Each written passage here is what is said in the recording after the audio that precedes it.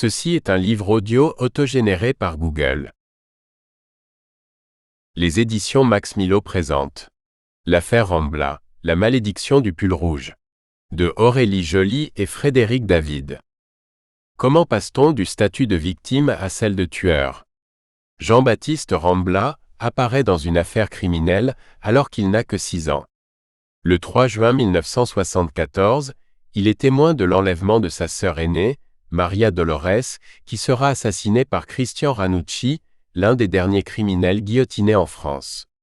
L'affaire Ranucci inspire à Gilles Perrault son best-seller, Le Pullover rouge, qui appuie la thèse d'une erreur judiciaire et qui aidera grandement les partisans de l'abolition de la peine de mort dans leur juste combat. Mais à quel prix pour les Rambla?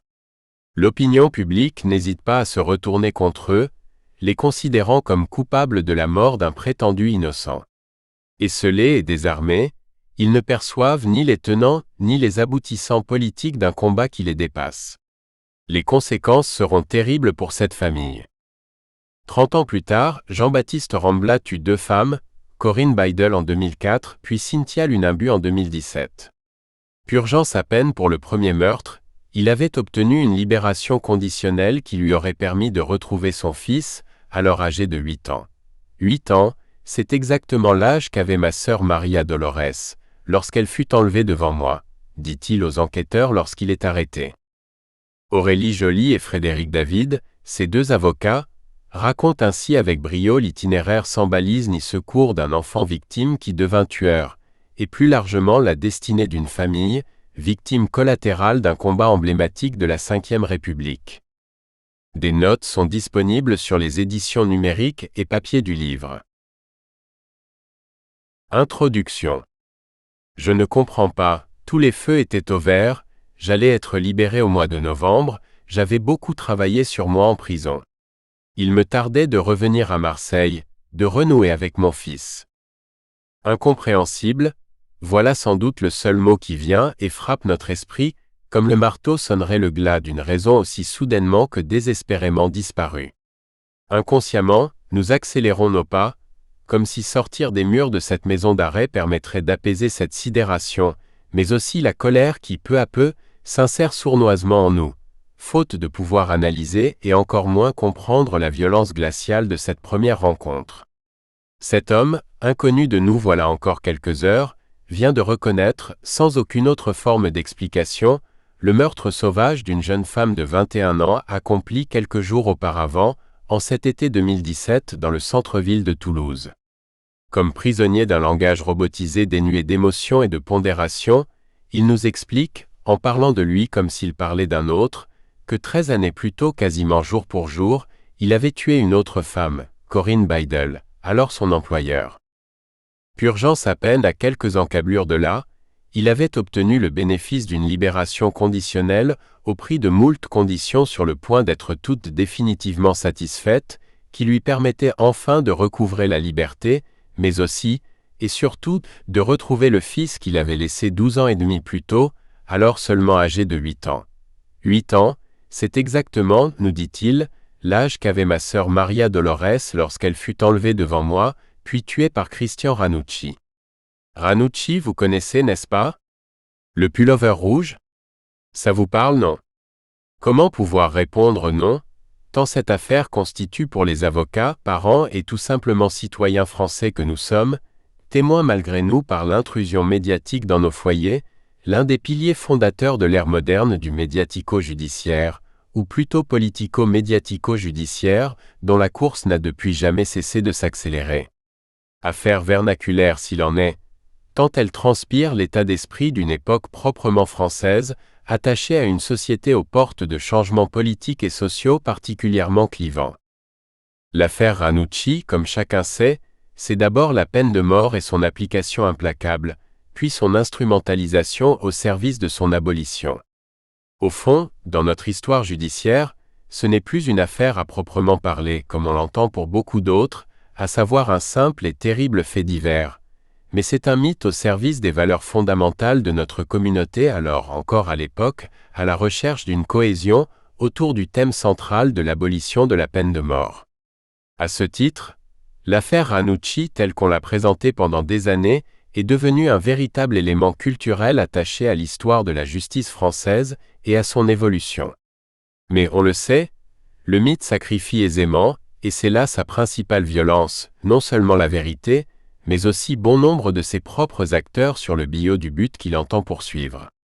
Nous en voulons pour preuve l'histoire personnelle de celui qui, devant nous, peu à peu, change de tonalité, comme s'il s'extirpait du robot mécanisé et glacial du fond duquel il s'adressait à nous voilà peu. Au fil des heures et des heures d'entretien, ce sera bien un homme et rien qu'un homme que nous découvrirons là, face à lui-même, terriblement nu, terriblement seul, terriblement désespéré, mais aussi et surtout terriblement en colère. Frontalement, nous réaliserons alors comment la conduite de l'histoire peut s'accompagner de sacrifices, d'injustices et de drames pour les seuls besoins du dessein qu'elle entend réaliser. L'histoire personnelle de Jean-Baptiste Rambla comme chronique d'un véritable désastre, ou comment le fait de subir de terribles événements familiaux a conduit un homme à traverser le fleuve des pleurs, du sang et de la fureur pour gagner la rive d'où nul ne revient. Itinéraire, sans balise ni secours ou assistance, d'une voie sans issue qui conduit une victime à devenir bourreau. Chapitre I. L'arrivée en France. La douleur est un fruit, Dieu ne le fait pas croître sur la branche trop faible encore pour le porter. Victor Hugo, L'enfance.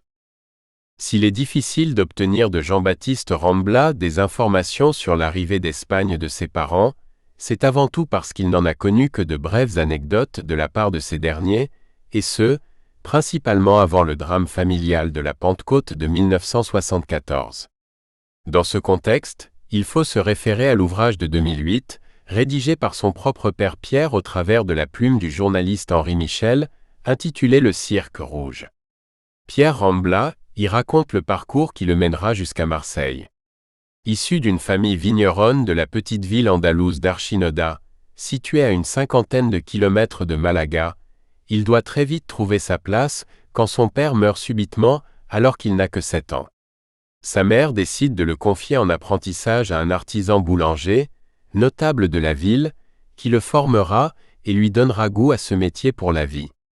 Déçu et envahi par l'injustice d'avoir perdu sa place à son retour du service militaire, alors qu'il y comptait, au regard principalement de ce qu'il pensait représenter pour son patron et mentor d'alors, qui lui avait entre-temps préféré un remplaçant par clientélisme manifestement franquiste, il en conservera une rancœur toute particulière, considérant assez vite que nul ne s'intéresse au sans-grade, sauf à y chercher un intérêt particulier. Cet épisode douloureux le marquera pour le reste de son existence. Démuni, sans le sou, et particulièrement seul, il va tenter sa chance à Algeciras puis dans la banlieue de Madrid, où il occupera plusieurs places d'ouvrier au sein de différentes boulangeries pendant quelques années avant de décider, beaucoup plus par dépit que par goût de l'aventure ou du franquisme, de s'engager dans la Légion étrangère. Il y passera 3 ans puis, à l'issue, n'aura d'autre solution que de rejoindre son frère aîné Juan à Marseille, où celui-ci s'était vu contraint d'émigrer tout autant pour fuir la misère que le franquisme, car ses opinions communistes le mettaient en danger.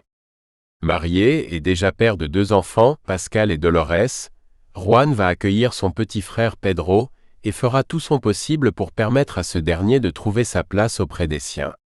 Il l'aidera sans discontinuer dans ses recherches d'emploi, l'accompagnant et parlant en français à sa place, faisant également appel à ses connaissances auprès des syndicats ouvriers de la ville. C'est ainsi que Pedro deviendra peu à peu Pierre et sera alors, avec douleur quotidienne et amertume, docker sur les quais. Puis, ne trouvant pas la place qu'il pensait mériter, s'en ira tenter sa chance en Corse, non sans avoir préalablement passé près de 2 ans dans une boulangerie d'un village des Basses-Alpes comme ouvrier. Son frère, toujours prompt à l'aider, l'emmènera ensuite dans ses bagages en Algérie alors qu'il venait d'être embauché par la société hôtelière de ravitaillement maritime, basée à Hassi Messaoud en plein désert algérien, pour un salaire 4 fois supérieur à celui qu'il gagnait en France. C'est à l'occasion d'une période de relâche que les 2 hommes firent un retour éclair au domicile familial andalou, et que Pierre, redevenu Pedro pour quelques jours, rencontrera Dolores avec laquelle il se mariera 3 mois plus tard, soit en août 1965. De retour à Marseille, Il trouvera enfin un poste pérenne d'ouvrier boulanger, dans le quartier de la Blancarde, et emménagera non loin de ce nouveau travail avec cette jeune épouse de 24 ans, issue elle aussi d'une famille nombreuse d'Archinoda, couturière de son état, sachant à peine lire et écrire, et ne parlant pas un traître mot de français. C'est dans cet appartement, tout fraîchement repeint pour l'occasion, que naquit Maria Dolores le 1er mai 1966, puis son frère Jean-Baptiste, seulement 17 mois plus tard, soit le 25 septembre 1967. Cette période, selon les propres dires de Pierre Rambla, fut celle d'un profond bonheur, d'une très grande complicité entre époux, qui éprouvaient tous deux peut-être pour la première fois un sentiment de liberté et d'autonomie, hors du champ de la précarité et de la peur du lendemain qui lui étaient jusqu'alors attachés. Ce temps fut aussi celui d'une première forme de socialisation pour Pierre Rambla, le conduisant de toute évidence à une intégration complète en tant que Marseillais à part entière, tant au travers d'une meilleure maîtrise de la langue française que de la stabilité professionnelle et sociale qui prenait forme pour lui au sein de ce quartier manifestement chaleureux. Cette perception des choses à ce moment précis semble déterminante pour comprendre l'attitude tant de Pierre Rambla que de son fils Jean-Baptiste beaucoup plus tard, et ce, dans le prolongement des événements dramatiques que vivra cette famille, car elle les conduira à réaliser que ceux qu'ils croyaient être devenus en tant que tels, c'est-à-dire des citoyens à part entière, n'étaient qu'une terrible illusion, dans la mesure où la façon dont ils seront traités lors des suites de l'affaire du pullover rouge allait, selon eux, leur prouver qu'ils n'étaient que des êtres de seconde zone, de pauvres gens, selon les propres dires du président Giscard d'Estaing, et dont on pouvait sans vergogne se permettre de n'avoir cure. Jean-Baptiste grandit donc aux côtés de sa sœur aînée de moins de 18 mois, Maria Dolores, et devient Petit Jean, connu sous ce seul pseudonyme qu'il conservera toute sa vie. En effet, très rarement appelé Jean-Baptiste, tous les habitants du nouveau quartier où emménagent ses parents courant 1970, rue Sainte-Agnès, ne le connaîtront que sous le nom de Petit Jean. C'est dans cette cité ouvrière nouvelle de Marseille, toujours dans le 4e arrondissement, à l'abri du tumulte des grandes artères roulantes qui l'entourent, qu'il connaîtra ses premiers jeux, et ce, toujours en compagnie de Maria Dolores présentée par beaucoup comme son double. Jamais il ne semble qu'il ait pu faire, avant la disparition tragique de sa sœur, quelques pas dehors au pied de l'immeuble, si ce n'est systématiquement accompagné par elle, y compris pour rentrer de l'école. Pierre Rambla parlera d'eux comme de ses premiers jumeaux, puisque naîtront à cette même période Karine et Noël, ses deux derniers enfants, eux-mêmes véritables jumeaux.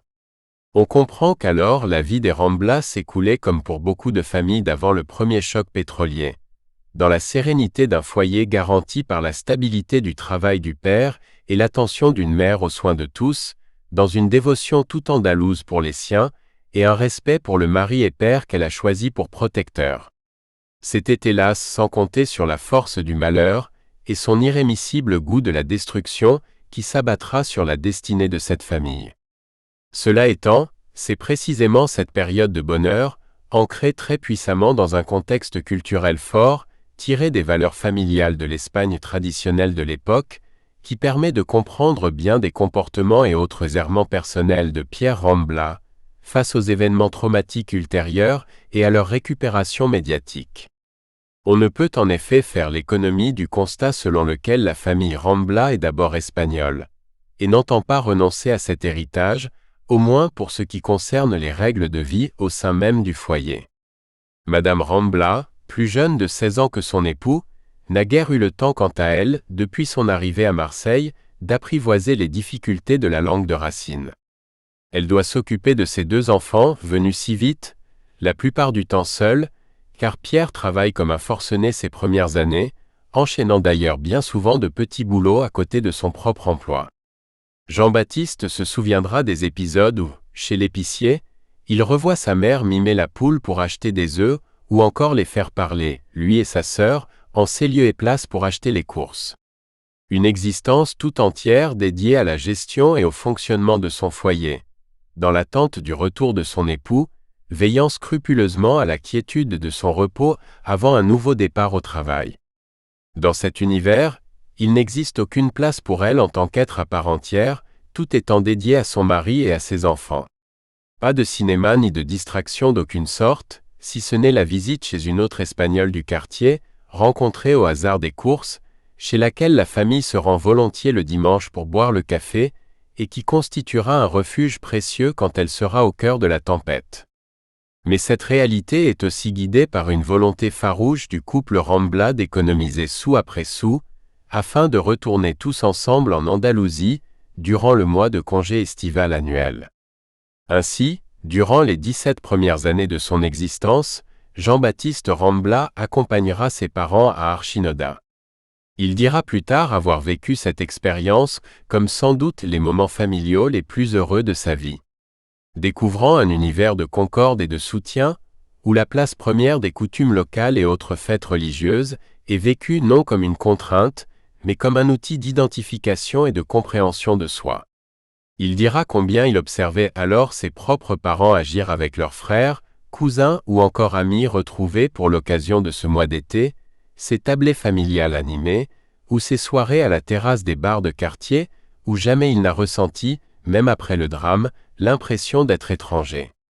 Jean-Baptiste y découvrira d'abord l'abuela avec sa sœur qui, avant de les coucher, les serrait si fort dans les bras qu'ils en perdaient leur respiration, leur oncle Paco, directeur d'école, qui venait les chercher à la descente de l'avion à Malaga, pour les amener à la famille qui les attendait et les accueillait avec des cris de joie et des embrassades sans fin. Ces 60 petits kilomètres qui prenaient plus d'une heure tant L'état de la route était catastrophique, serré à 6 dans sa 624, avec son mal des transports et l'excitation du voyage.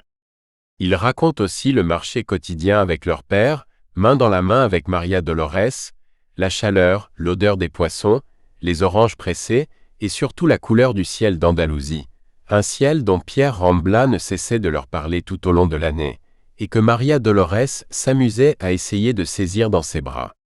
Un été de magie où tout n'était que joie, fraternité et jeu, au point qu'au retour à Marseille, la famille se surprenait à continuer de ne parler qu'espagnol, comme pour fortifier encore un peu plus cet esprit d'unité et de paix. Chapitre 2. L'affaire Christian Ranucci et le contexte particulier de la fin des années 1970. Bonjour les enfants, je suis à la recherche de mon chien, vous ne l'avez pas vu? C'est ainsi que Christian Ranucci abordera Jean-Baptiste Rambla et sa sœur Maria Dolores, le lundi 3 juin 1974, alors qu'ils jouent ensemble au pied de leur immeuble. Ils s'amusent comme à leur habitude, avec un autre couple d'enfants voisins, qui seront rappelés par leurs parents quelques minutes avant que Dolores appelle à son tour les siens depuis la fenêtre de la cuisine. Attends. Encore 5 minutes, maman. Maria Dolores en profite pour traverser la rue, où se trouve une pelouse fleurie de pâquerettes, et décide de faire un bouquet pour sa mère. Jean-Baptiste y participe et comme toujours aide sa sœur. Au moment de rentrer, les enfants trouvent un homme grand et mince sur le trottoir qui vient à leur rencontre avec, non loin de lui, une voiture grise garée en contrebas, vers les garages de l'autre bloc. Ce dernier s'adresse alors à eux très gentiment, prétextant chercher son chien noir. « Vous l'avez vu ?» Les enfants répondent non. Et aussitôt l'homme propose à Jean-Baptiste de remonter la rue et à Maria Dolores de la descendre en sa compagnie pour tenter de retrouver le chien. Plus personne ne la reverra jamais vivante. L'immeuble occupé par la famille Rambla est une cité ouvrière construite dans les années 60. Elle est composée de 4 blocs construits sur un terrain en pente entre la rue Sainte-Agnès et la rue des Linots, anciennement impasse d'Albe. Il y a peu d'espace arboré, et encore de moins de pelouse.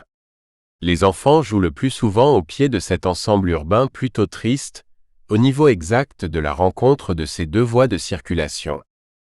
Jean-Baptiste, toujours soucieux de ne pas déplaire, s'exécute et revient, non sans être à nouveau passé sous la fenêtre de sa mère qui le voit seul et qui l'interroge. « Où est ta sœur ?» Il remonte à l'appartement et explique à sa mère cet épisode, au demeurant si anodin. Mais où est Maria Dolores? Que penser de ce que cette mère a pu ressentir à cet instant, face à ce gamin de 6 ans qui, de toute évidence, ne comprend pas ce qui arrive? Il est 11h20 environ, selon ses propres déclarations, quand Pierre Rambla rentre au logis, de retour d'un rendez-vous médical dans le centre-ville de Marseille. Sa femme lui explique Il prend aussitôt Jean-Baptiste avec lui et repart chercher Maria Dolores dans le quartier. Au hasard des rencontres de voisinage, il interroge en vain. Il prend alors la décision de se rendre au commissariat le plus proche, soit celui du 4e arrondissement. Nous sommes un jour férié. Le planton, devant l'inquiétude de cet homme, lui conseillera de se rendre au commissariat central de l'évêché pour signaler cette disparition qui semble être un enlèvement et qui, dès lors, dépend exclusivement de la permanence judiciaire. Muni d'une photo de sa fille récupérée à la maison, il repart aussitôt au commissariat central. Il sera reçu vers 13h par un inspecteur de police, M. Grandmougin, auquel il ne donnera aucune précision particulière quant au kidnappeur potentiel, mis à part ce qu'il savait de ce qu'avait alors dit le petit Jean, à savoir un homme plutôt grand, bien habillé, et une voiture grise. Rien de plus à ce stade, si ce n'est évidemment une description de sa fille, Maria Dolores. L'inspecteur fait son travail et établit, en plus de la plainte contre X pour enlèvement, une note qu'il transmet via le SRPJ aux différents commissariats et brigades de gendarmerie. Une fiche est rédigée à l'attention des véhicules qui patrouillent. On ne sait si c'est par ce biais, ou par un autre moins orthodoxe, que les médias sont quasi immédiatement au courant de l'événement. Mais ce qui est certain, c'est que toute la presse locale dispose de l'information et qu'elle se déplace sur les lieux, arrivant même à s'introduire au domicile des Rambla, manifestement déjà complètement sous le choc et dépassés par l'ampleur des choses, pour les interroger ou les photographier.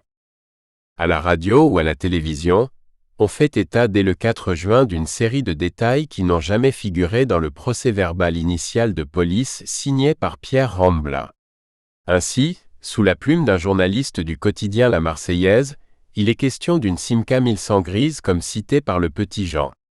Ce dernier sera entendu par la police, conduit dans les locaux du commissariat de l'évêché par son père le lendemain après-midi du drame, accompagné de l'époux de sa nièce Dolores, qui dispose d'une voiture pour les véhiculer. Jean-Baptiste ne livrera aucune précision déterminante quant aux faits propres à la disparition de sa sœur. On notera qu'à cette date, Jean-Baptiste Rambla est âgé de 6 ans et 8 mois. Certains commentateurs livreront une polémique particulièrement malsaine vis-à-vis de Jean-Baptiste, bien après le procès, au sujet des prétendus propos tenus par cet enfant auprès des services de police. Ainsi, ils s'évertueront à indiquer qu'il aurait mentionné le type précis de véhicule utilisé par le kidnappeur, à savoir une Simca 1100 grise. La relecture des PV de police de l'époque révèle le contraire. À ce stade, il paraît déterminant d'indiquer que la famille Rambla ne dispose pas d'une voiture et que Pierre Rambla ne circule qu'au guidon d'une mobilette, ce qui peut expliquer les difficultés pour l'enfant d'identifier la marque et le type de véhicule de celui qui, quelques heures auparavant, est venu à pied à la rencontre des enfants, en ayant pris soin justement de stationner sa voiture presque 50 mètres en contrebas de la rue où ils étaient en train de jouer. Qui peut imaginer l'ambiance de retour à la maison, placée dans la pénombre des volets fermés du fait des voisins, des journalistes et autres curieux. Jean-Baptiste, quant à lui, est pris de vomissements incessants. Il voit ses parents anéantis par l'angoisse qui tente sans doute de faire bonne figure tant devant lui que devant les jumeaux. Toujours dans cette journée interminable du 4 juin, le procureur de Marseille décide de l'ouverture d'une instruction auprès du président du TGI de Marseille, qui désignera la juge Hilda Di Marino pour mener à bien cette information judiciaire. Dès sa saisine, elle ordonne, comme à l'accoutumée, différentes commissions rogatoires confiées à la police judiciaire et plus précisément au commissaire Alessandra. Les journaux locaux du lendemain sont terribles tant ils insistent sur l'angoisse de cette famille tout entière, mais aussi sur le fait que ce sont tous les Marseillais qui sont inquiets, chacun réalisant sans doute combien la petite Maria Dolores pourrait être leur fille et combien nombre d'entre eux se retrouvent dans cette famille littéralement anéantie par l'angoisse. Jean-Baptiste déclarera avoir passé la journée à se tenir assis sur son lit, la porte de sa chambre entr'ouverte, tentant de saisir chaque bruit susceptible de rompre, ne serait-ce qu'un bref moment, ce terrible silence vecteur d'angoisse.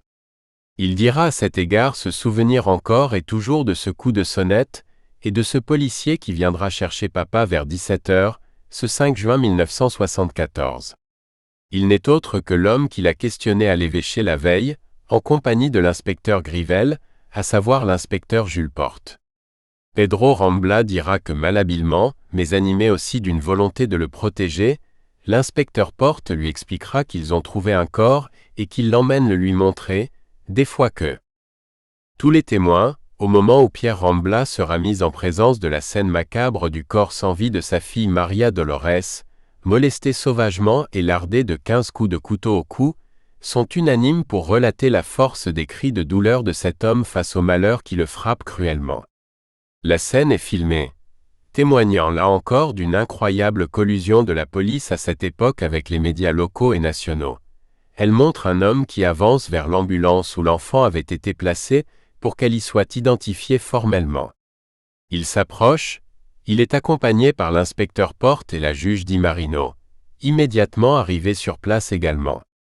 Pierre Rambla, devant la porte du véhicule sanitaire ouverte à son attention, se tient droit tel un pantin maintenu par un fil, il pousse alors un cri de terreur insoutenable, puis s'écroule dans les bras de la juge et du policier Porte, avant de faire un malaise. Que penser du vécu du petit Jean, lorsqu'il entendra les cris de sa mère au retour de son père à l'appartement vers 20 heures?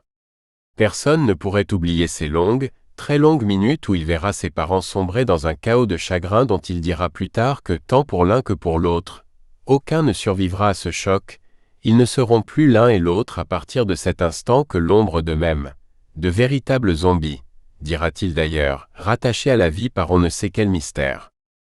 Plus tard, bien plus tard, à savoir à son retour de son service militaire, Jean-Baptiste, alors en plein questionnement par rapport aux engagements de son père, découvrira, après avoir obtenu de ce dernier le droit de lire le dossier judiciaire de cette affaire, les photos de sa sœur au moment où elle sera montrée à Pierre Rambla dans cette ambulance.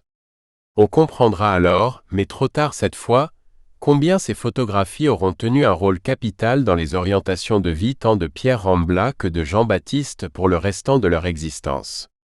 La suite est connue de beaucoup d'entre nous, dans la mesure où elle correspond à un vécu collectif quasi national, tant cette affaire par son traitement médiatique entrera dans nombre de foyers français, attachés à une certaine idée de la protection de leurs enfants, mais aussi à une certaine idée de la justice qui doit s'appliquer à ceux qui font du mal à l'enfance.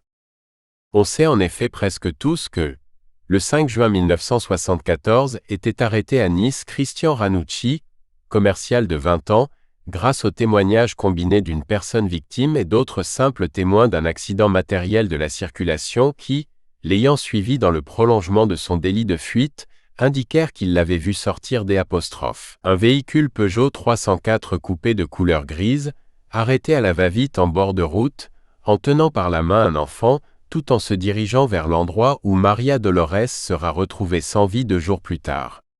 Témoignage associé également avec le propriétaire d'une champignonnière, située là encore à proximité de ce même lieu macabre, qui reconnaîtra le véhicule accidenté en question, après avoir aidé Ranucci à le sortir d'une ornière dans laquelle il s'était embourbé.